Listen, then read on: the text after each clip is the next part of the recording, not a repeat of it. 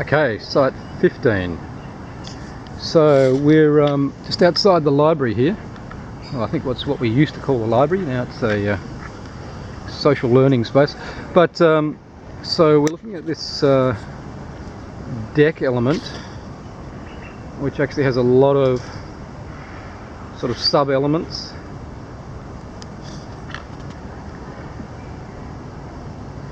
So of course we've got the decking, we've got an interesting edge detail with hot dip galvanised steel. We've got some temporary furniture here.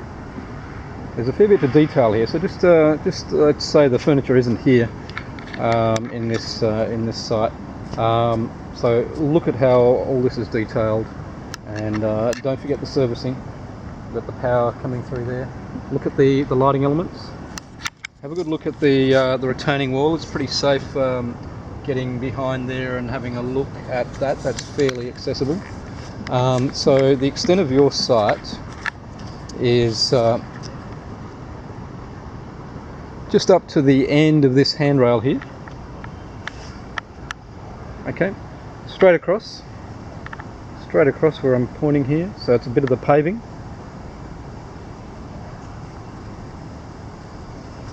And let's go straight across to the corner of the bridge. So I'll show you what I mean by that.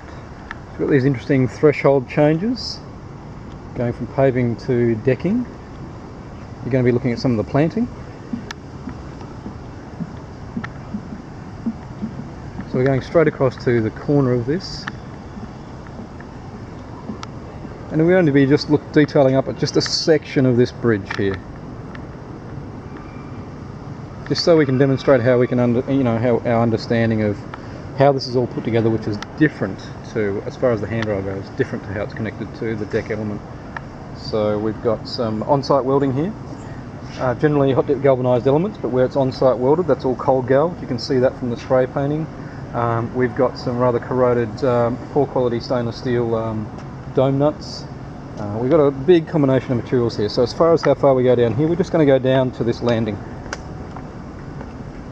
Down to the landing, include the paving, the tactile pavers, include the little drain element there with the stainless steel, include this wall to the left, the different materials that it's made out of. And so we cut straight across here. So if we follow my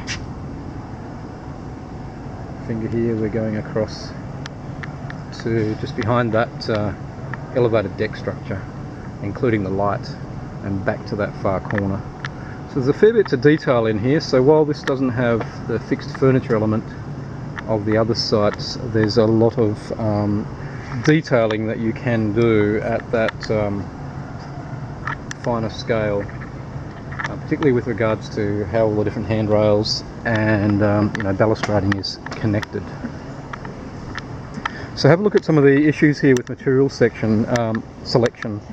The decking is very poor quality timber, so it's not necessarily a problem with the design, it's more likely a problem with the specification and the actual certification of materials delivered to site and installed on site. So just be really mindful of what's actually happening underneath. You should be able to see underneath this decking from the other side over there, and just look at how this has all been connected, and sort of speculate on what kind of life you think might be left in some of this decking. Yeah, so that's site 15.